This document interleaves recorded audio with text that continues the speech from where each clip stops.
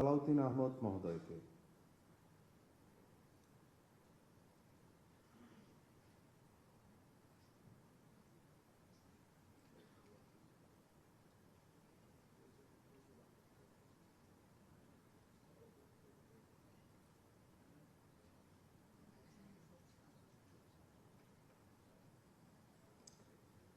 বিসমিল্লাহির রহমানির রহিম। আজকের এই অনুষ্ঠানের উপস্থিত মাননীয় প্রধানমন্ত্রী, সকল কর্মকর্তাবৃন্দ, সকল পুলিশ অফিসার্স, আমি দীর্ঘ ভূমিকাও দেব না এবং দীর্ঘ বক্তব্যও দেব না। লিখিত বক্তব্য এগুলা কমফোর্টেবল না। আসসালামু আলাইকুম রহমতুল্লাহ। সরাসরি কাজের কথায় আসি। মাননীয় প্রধানমন্ত্রী, বাংলাদেশ পুলিশের অপারেশনাল কার্যক্রম, ট্রাফিক ব্যবস্থাপনা এবং অন্যান্য কাজে স্বচ্ছতা বাড়াতে বডি অন ক্যামেরার ব্যবহার আমরা বাড়াতে চাচ্ছি। এই ক্ষেত্রে কিছু বডি অন ক্যামেরা আমাদের আছে। আমরা ভবিষ্যতে সকল পর্যায়ে যাতে বডি অন ক্যামেরা ব্যবহার করে রেকর্ডেড রাখতে পারি, সব বিষয়ে তদন্ত, অপারেশন, সমস্ত কার্যক্রমে সেই জন্য ব্যবস্থা নেব। জাতিসংঘের মানদণ্ড অনুযায়ী ন্যূনতম বল প্রয়োগ নীতির বিষয়ে পুলিশ সদস্যদের প্রশিক্ষণ প্রদান করা হচ্ছে। এক্ষেত্রে আপনারা সবাই দক্ষ পেশাদার পুলিশ অফিসার্স।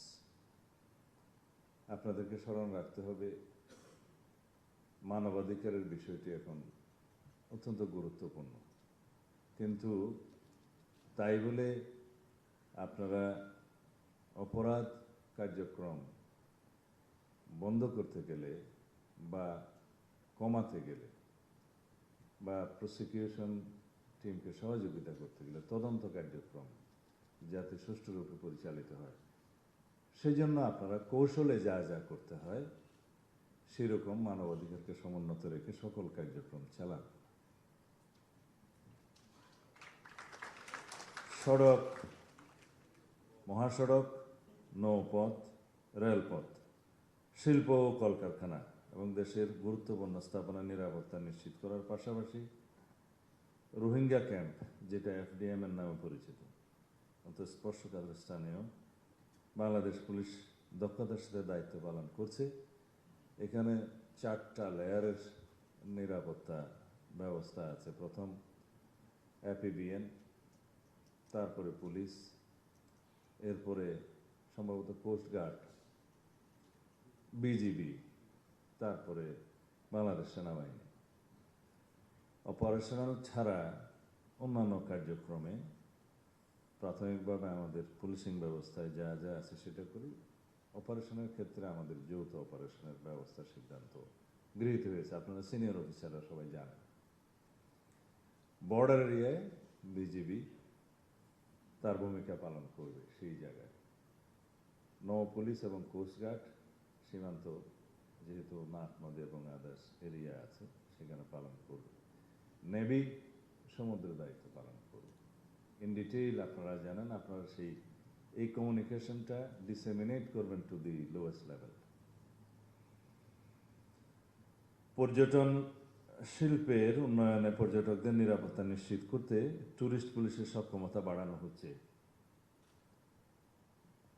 এখানে আমরা এখনো সুনাম অর্জন করতে পারিনি।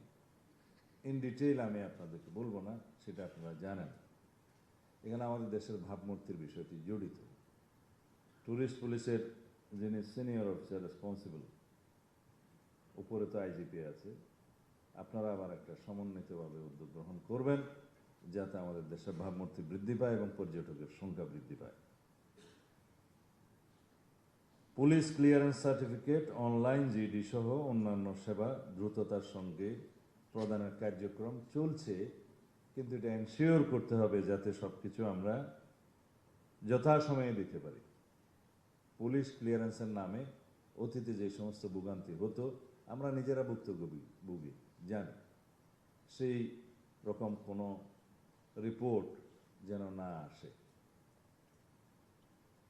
প্রিয় সহকর্মীবৃন্দ, বর্তমান পরিবর্তনশীল বিশ্ব এবং আমাদের সামাজিক বাস্তবতায় পুলিশিং আর কেবল অপরাধ দমনের মধ্যে সীমাবদ্ধ নেই। আপনাদের জনগণের সঙ্গে আস্থা ও বিশ্বাসের সম্পর্ক গড়ে তুলতে হবে। তাই আধুনিক পুলিশিং ডক্ট্রিন অনুযায়ী আপনাদের প্রতি আমাদের সুনির্দিষ্ট কিছু প্রস্তাবনা আছে। তার সাথে আপনাদের যে সমস্ত বক্তব্য এসছে, প্রস্তাবনা আছে, সেগুলো আমি অ্যাড্রেস করব এবং মাননীয় প্রধানমন্ত্রীর কাছে সুপারিশ আকারে প্রদান করব এখন বক্তব্যের মাধ্যমে। আপনারা এখানে লিখেছেন পুলিশকে হতে হবে জনগণের প্রকৃত বন্ধু। সেটা আপনারা নিজেরা যাতে বুকে হাত দিয়ে বলতে পারেন সেরকম পুলিশিং ব্যবস্থা গড়ে তুলবেন আশা করি। প্রতিটি থানায় আগত সেবা প্রার্থী যেন কোনো প্রকার হয়রানির ছাড়া আইনি সহযোগিতা পায় তা নিশ্চিত করতে হবে। মনে রাখবেন, আপনাদের প্রতিটি আচরণ যেন রাষ্ট্রীয় সেবকের প্রতিফলন হয়। পুলিশই জনতা, জনতাই পুলিশ, এই স্লোগানকে কেবল মুখে নয় কর্মে বাস্তবায়ন করতে হবে। এটা কারা লিখেছে আমি জানি না এই লাইনটা। আপনারা যে জনবান্ধব পুলিশ সেটা প্রমাণ করার জন্য আপনাদের সামনে আরো সুযোগ আছে, সময় আছে। আশা করি আপনারা এটা হৃদয়ে ধারণ করবেন, যাতে জনগণ মনে করে এই স্লোগানটা সত্য। পুলিশই জনতা, জনতাই পুলিশ। যে কোনোভাবে হোক প্রাতিষ্ঠানিকভাবে আমাদেরকে কিছু বিষয়ে বিব্রত হতে হয়েছে, সেটা কাটিয়ে ওঠার জন্য আপনারা যথেষ্ট চেষ্টা করেছেন বিগত 2-2.5 মাসে এই গণতান্ত্রিক সরকারের অধীনে, এবং ভাবমূর্তি আপনারা সমুন্নত করতে পেরেছেন বলে আমরা বিশ্বাস করি। এটাকে আপনারা ধরে রাখবেন। তবে আমার দৃষ্টিতে এটা অ্যাচিভমেন্ট অনেক বাকি আছে, খুশি হওয়ার কোনো কারণ নেই, অনেক বাকি আছে, আপনারা চেষ্টা করবেন। গতানুগতিক পদ্ধতির বাইরে এসে আধুনিক প্রযুক্তি ও সঠিক গোয়েন্দা তথ্য বিশ্লেষণের মাধ্যমে অপরাধের পূর্বানুমান এবং প্রতিরোধ গুরুত্ব দিতে হবে। এখানে আমি বলতে চাই যে আমরা অপরাধ সংগঠিত হওয়ার পর ব্যবস্থা নেই, যেটা রিয়েক্টিভ। অপরাধ সংগঠিত হতে না পারে সেই প্রিভেন্টিং পুলিশিং ব্যবস্থাকে জোর দিতে হবে, যেটা আমাদের এই সরকারের প্রধানতম উদ্দেশ্য। মানে প্রিকশনারি মেজার্স। যদি আমরা রোগী মরিয়া যাইবার পরে ডাক্তার আসিল এই থিওরিতে বিশ্বাস করি, তাহলে ট্রেডিশনাল পুলিশিং ঠিক আছে। যদি বলা হয় যে ডাকাতি হয়ে গেছে এখন পুলিশ যাবে, ট্রেডিশনাল পুলিশিং ব্যবস্থার উপর নির্ভর করতে। সমাজে এমন একটা অবস্থা আমরা কি সৃষ্টি করতে পারি না যে প্রোঅ্যাক্টিভ মেজার্সের মাধ্যমে যে আমরা আগেই ইন্টেলিজেন্স সাপোর্টেড নিয়ে পুলিশ প্রিকশনারি ব্যবস্থা করবে যাতে অপরাধটা সংগঠিত না হতে পারে। সেই জন্য আমরা ওয়েল ইকুইপড করব। আপনাদের এই প্রস্তাবগুলো আমি একটু পরে বলবো। অপারেশনাল কার্যক্রম পরিচালনায় সেটা আমি বলেছি আন্তর্জাতিক মানদণ্ড মানবাধিকার। বর্তমান যুগে অপরাধের বড় একটি অংশ ডিজিটাল প্ল্যাটফর্মে স্থানান্তরিত হয়েছে।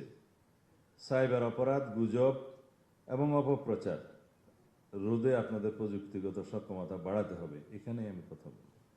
ডেটা অ্যানালিটিক্স এবং ডিজিটাল ফরেন্সিকের সর্বোচ্চ ব্যবহারের মাধ্যমে অপরাধীদের শনাক্ত করতে হবে। এই লক্ষ্যে উন্নত বিশেষায়িত প্রশিক্ষণের জন্য যারা প্রস্তাব করেছেন সিলেট ও বরিশাল বিভাগে 2টি পুলিশ ট্রেনিং সেন্টার এবং চট্টগ্রামে বিশেষায়িত প্রশিক্ষণ প্রতিষ্ঠান স্থাপন করা, সে বিষয়ে আমি একটু পরে কথা বলবো। ব্যক্তিগত সততা এবং প্রাতিষ্ঠানিক স্বচ্ছতার কোনো বিকল্প নেই। দুর্নীতির বিরুদ্ধে আমাদের জিরো টলারেন্স নীতি বজায় রাখতে হবে। বাহিনীর শৃঙ্খলার সাথে কোনো আপোষ করা হবে না। আপনাদের প্রতিটি পদক্ষেপ যেন বাহিনীর ভাবমূর্তি উজ্জ্বল করে সেদিকে সজাগ দৃষ্টি রাখতে হবে। চেইন অফ কমান্ড যারা ব্রেক করবেন তাদের বিরুদ্ধে আমি মন্ত্রণালয়ে যোগদান করার পরের দিনেই মেসেজ দিয়েছি, তাদের বিরুদ্ধে মেজার্স নেওয়া হবে। চেইন অফ কমান্ড আপনারা বজায় রাখবেন, ডিসিপ্লিন বজায় রাখবেন। যে কোনো দুর্নীতির অভিযোগ আমরা তো as per rule disciplinary action নেব, কিন্তু আপনাদের সবাইকে স্মরণ করিয়ে দিতে চাই, আপনাদের প্রতিষ্ঠান হিসেবে এটাকে আমরা এমন একটা অবস্থায় নিতে চাই যেখানে আমরা দুর্নীতিকে কোনোভাবেই প্রশ্রয় দেব না।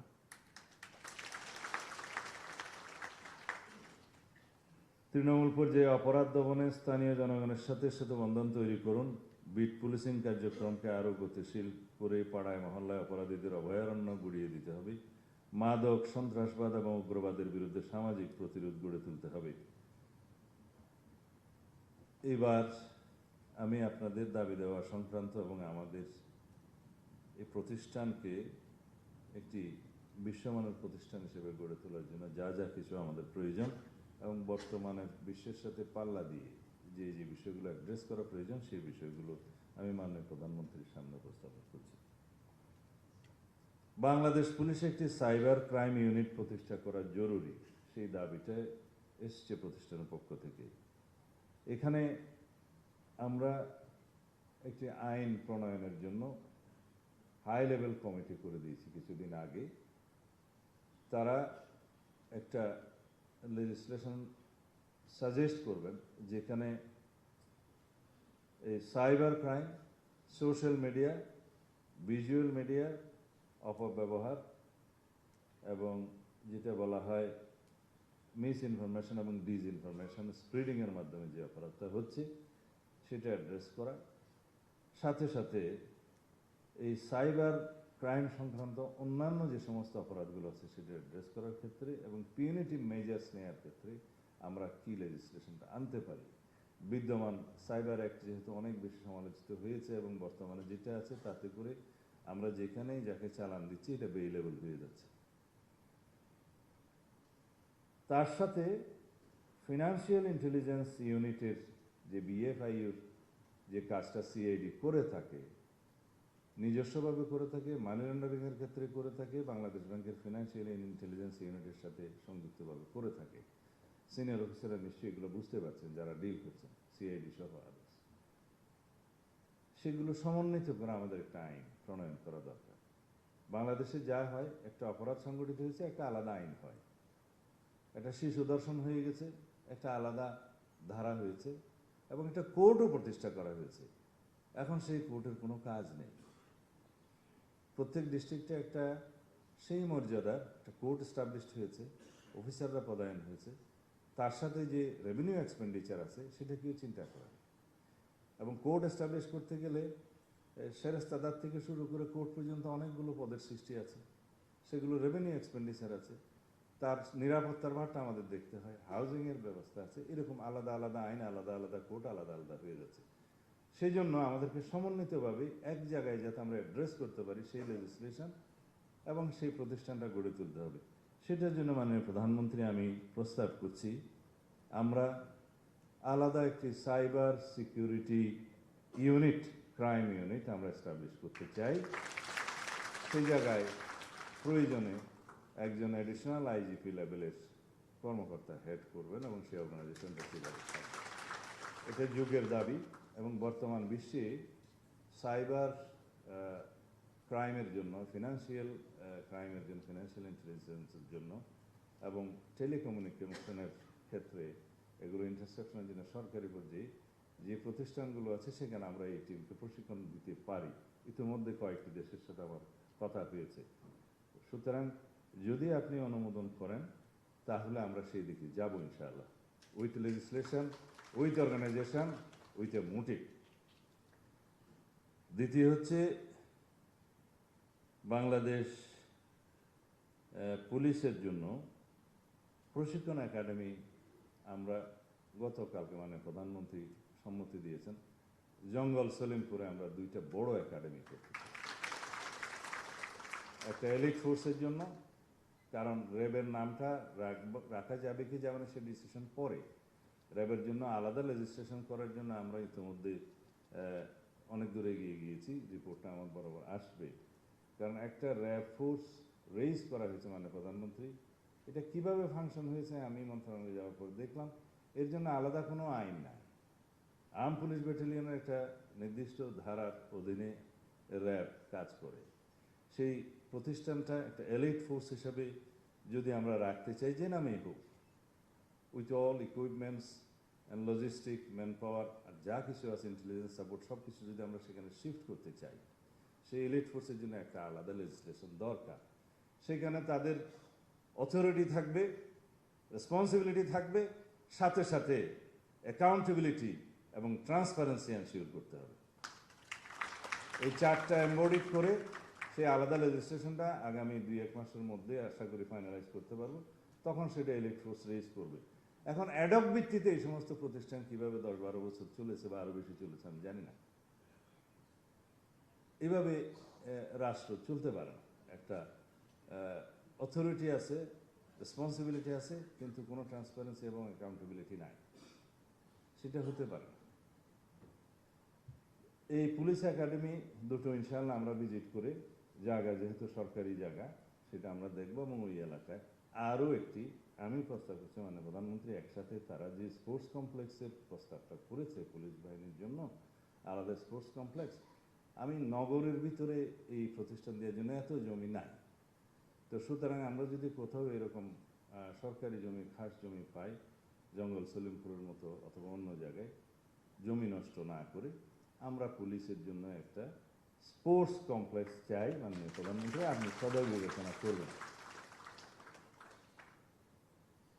তারা চেয়েছেন মেডিকেল সার্ভিসের জন্য আলাদা একটা সার্ভিস, বাংলাদেশ পুলিশের মেডিকেল সার্ভিস প্রতিষ্ঠা।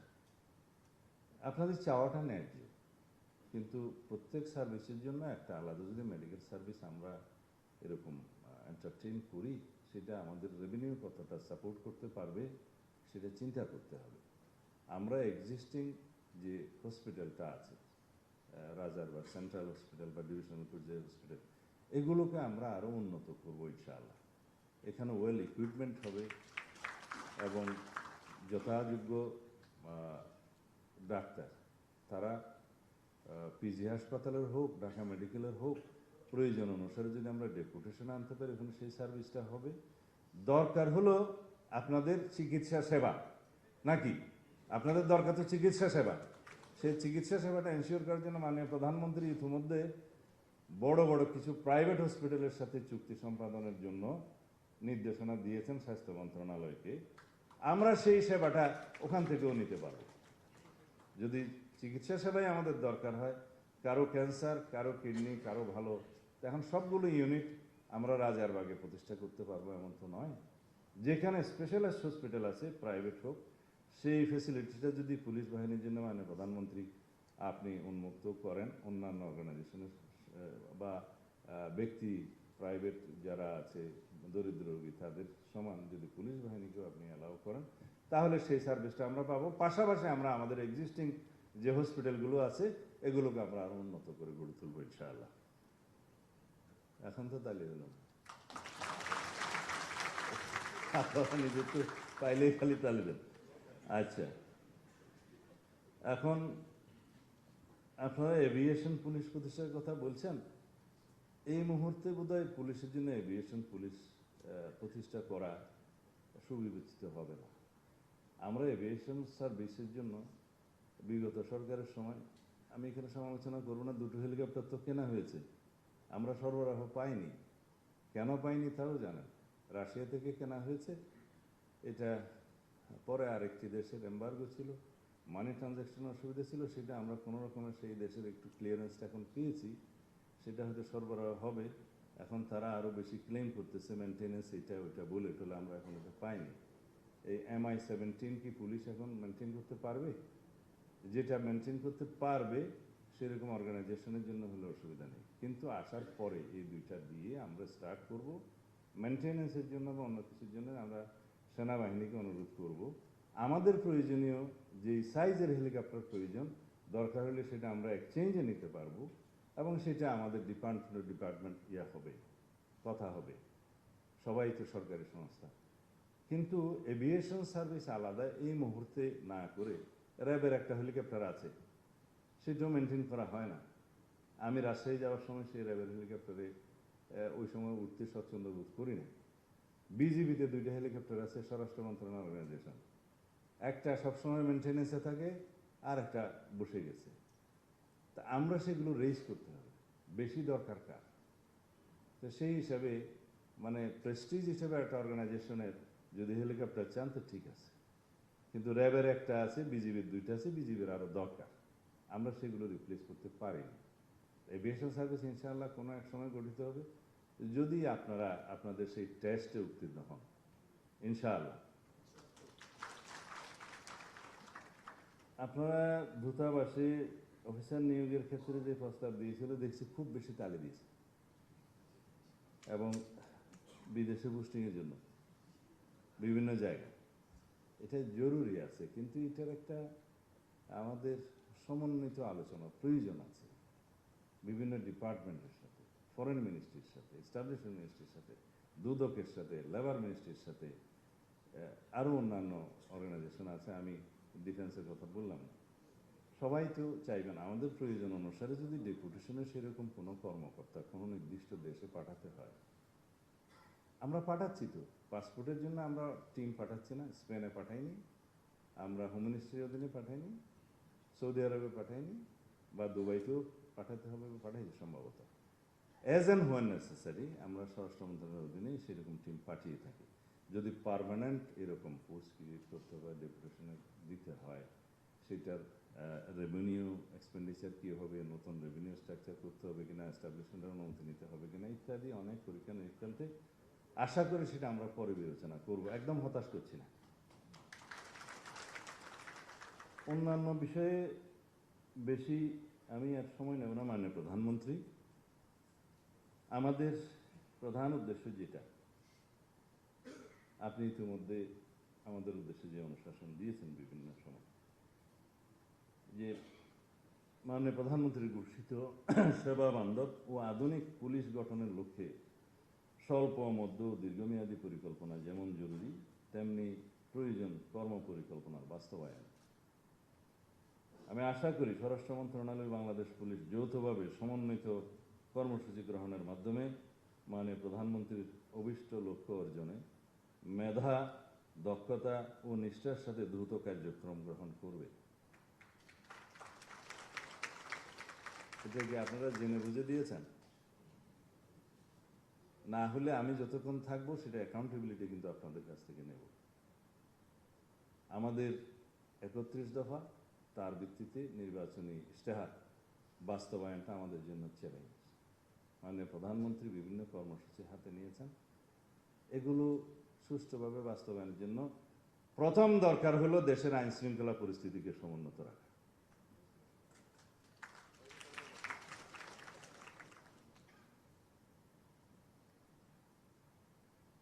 আপনারা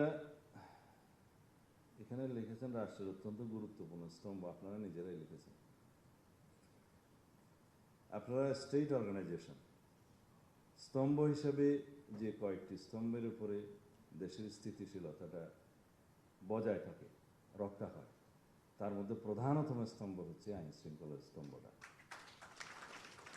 সেই গুরু দায়িত্ব আপনাদের। ঘরের মধ্যে 4টা খুঁটি থাকে এবং ইমানের জন্য কয়েকটা খুঁটি থাকে, তার মধ্যে রাষ্ট্রের যে কয়েকটা অর্গানাইজেশন, এক্সিকিউটিভ, জুডিশিয়ারি এবং লেজিসলেচার, এই তিনটাই প্রপারলি ফাংশন করবে যদি আপনাদের স্তম্ভটা, মধ্যম খুঁটিটা ঠিক থাকে। এবং সেই গুরুদায়িত্ব আপনাদের। আশা করি আপনাদের আন্তরিকতা, সততা, দক্ষতা, ন্যায়নিষ্ঠা বজায় রেখে আপনারা সেই রাষ্ট্রীয় খুঁটিটাকে মজবুত রাখবেন। ইনশাআল্লাহ আমরা এই প্রতিশ্রুতি দিতে পারি, এই অর্গানাইজেশনের সকল সদস্য একজন গর্বিত সদস্য হিসেবে নিজেদেরকে পরিচয় দিতে পারবেন, সাবজেক্ট টু দিস কন্ডিশনস যেগুলো আগে বলেছি। আপনাদের সকলকে ধন্যবাদ। মানে প্রধানমন্ত্রী, আপনি যথেষ্ট সময় দিয়েছেন আমাদের জন্য, সেজন্য কৃতজ্ঞতা জানাচ্ছি। খোদা হাফেজ।